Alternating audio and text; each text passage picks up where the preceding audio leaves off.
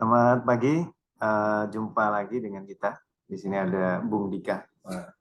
Bung Dika, dan kita kumpul lagi di ngedraft bareng Arif. Di sini kita coba bahas ulas sampai tuntas serba-serbi terkait dengan pembentukan peraturan perundang-undangan. Sebelumnya saya pengen tanya dulu nih ke Bung Dika nih yang sudah expert ya, sudah di bidang perancangan peraturan perundang-undangan. Mungkin bisa cerita sedikit, Bung, pengalamannya ketika menyusun suatu peraturan. Enggak.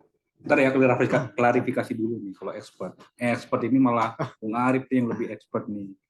Pertama kalau masalah perancangan perundang-undangan, job desk saya sih, jabatan saya sih analis hukum. Cuma memang berkecimpungnya sih di peraturan perundang-undangan, pembentukan penyusunan peraturan undangan bersama beliau terutama. Jadi kalau untuk peraturan perundang-undangan itu kan kita baca dari keseluruhan dulu ya. Pertama itu kesiapan materi teknis. Ini penting banget ini untuk kesiapan materi teknis. Karena ketika dari kita ingat ini yang pertama untuk di Biro Hukum ya. Jadi kami ini ada di Biro Hukum. Intinya kalau di Biro Hukum ini persiapan materi teknis dari teman-teman di teknis inilah yang utama, yang perlu sangat penting kita tahu dulu. Jadi alurnya mereka ingin mengerjakan apa, seperti apa jalannya, bagaimana lah. Biasanya sih lebih bagus lagi sudah ada diagram alir tentang suatu kegiatan ataupun kebijakan yang ingin mereka lakukan. Ketika itu sudah ada, paling tidak kita sudah ada gambaran dan tinggal menuangkannya ke bentuk legal drafting. Jadi alur proses yang harusnya sudah ada itu paling penting dulu di teman-teman teknis. Jadi jangan sampai ketika pembahasan ini di legal drafting ini kita masih memikirkan apa yang akan terjadi. Di legal drafting ini lebih, kalau analis hukum itu lebih akan berkejutan pada sinkronisasi dan harmonisasi terkait peraturan perundang-undangan lain yang akan kita buat dengan peraturan perundang-undangan lain yang telah ada biasanya. Maaf Bung. Tadi kan sebenarnya, tapi ada juga kondisi yang sebenarnya kita juga diminta untuk merumuskan dari awal.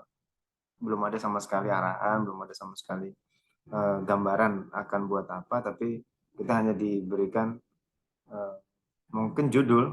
Contoh kita akan membahas ini, tapi isinya itu sama sekali kita yang nyari dari awal sampai akhir. Nah ini pernah nggak Bung dalam kondisi yang seperti itu? Pernah, dan hampir juga bahkan itu waktunya harus selesai berapa dalam waktu tertentu ya, nggak bisa ngomong mungkin 1 hari harus selesai, kan juga nggak mungkin kalau prosesnya.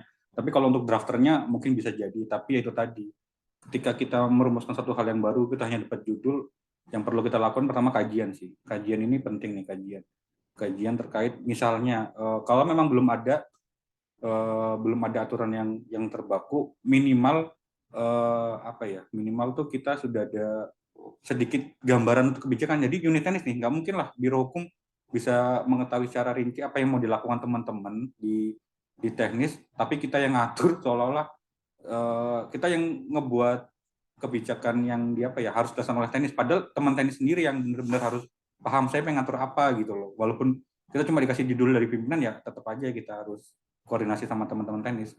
Untuk ini lebih tepatnya apa? Karena teman-teman kita di Biro Hukum kan mungkin tahu sedikit ilmu kulit di teman-teman teknis, tapi tidak bisa mendalam. Khawatirnya ketika kita merumuskan seperti itu bertentangan dengan apa yang terjadi di lapangan, akhirnya ya itu peraturan yang kita buat nggak applicable, nggak aplikatif di teman-teman daerah, bahkan malah jangan-jangan kebingungan karena ternyata ini tidak bisa seperti ini gitu loh. Paling itu sih Bung Arif. Oke, terima kasih Bung Dika. Berarti saya garis bawahi sebenarnya yang pertama, yang jadi kegiatan inti ketika kita mau melakukan penyusunan perancangan, kita harus melakukan kajian dulu ya Bung. Ya, kajian. Mungkin memang ada beberapa peraturan yang dia diwajibkan untuk membuat naskah akademik, seperti undang-undang dan perda. Kalau PP, Perpres mungkin dengan naskah kajian atau naskah urgensi, atau semacam background paper ya, gitu untuk yang peraturan setingkat peraturan menteri. Ya.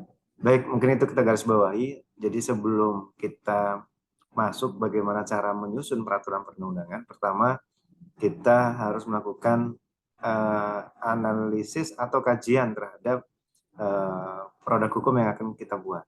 Nah ini satu Bung pertanyaan Bung, kan Di Kumham, di PPHN terutama, itu ada satu bidang terkait dengan analisis peraturan perundang-undangan. Nah, Analisis dan evaluasi, Bang. analisis ya, analisis dan evaluasi peraturan perundang-undangan.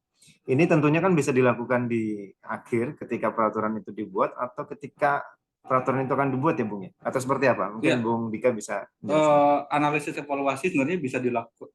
Kalau kita berbicara analisis, mesti bisa dilakukan di awal maupun akhir. Evaluasi pun sebenarnya hampir sama. Siklus antara itu kan selalu berputar. Ketika peraturan perundang-undangan yang sudah jadi, kita lakukan evaluasi, itu dianggap di akhir. Tapi hasil evaluasi ini akan menjadi dasar untuk pembuatan peraturan undangan baru. Sama ketika halnya untuk yang sama sekali belum ada peraturan. Nah, belum ada peraturan, kita melakukannya analisis melalui kajian tadi. Bisa aja dasarnya melihat beberapa banyak evaluasi dari peraturan yang udah jalan, ternyata ada kekosongan hukum misalnya terkait apa yang belum diatur, ataupun ternyata kita harus membuat kebijakan terkait sesuatu hal yang memang dirasa untuk mengatasi permasalahan yang ada itu menjawab. Paling itu sih posisi dengan analisis dan evaluasinya tadi. Siap, baik. Oke, nanti kita coba bahas lebih dalam analisis dalam sesi berikutnya ya, Bung ya. Karena kalau saya pernah belajar tuh di BPHN, ada beberapa parameter yang harus kita lakukan untuk menganalisa suatu peraturan. Oke. Baik, Bung. Tadi kita udah coba tahu tahapan pembentukan peraturan sebelum menyusun, yaitu melakukan analisis, evaluasi ataupun pengkajian. Baik. Mungkin itu dulu sementara untuk kita sebelum kita masuk ke tahap atau sesi berikutnya terkait dengan bagaimana kita menyusun suatu peraturan. Mungkin teman-teman yang ingin komen, yang ingin memberikan masukan, tanggapan bisa menulis di kolom komen. Baik, terima kasih. Kami ucapkan tagline kita apa, Bung? Tagline kita buat peraturan pro rakyat. Pro rakyat ya, siap. Mewujudkan kesejahteraan rakyat melalui peraturan yang merakyat. Oke. Terima kasih. Wassalamualaikum warahmatullahi wabarakatuh.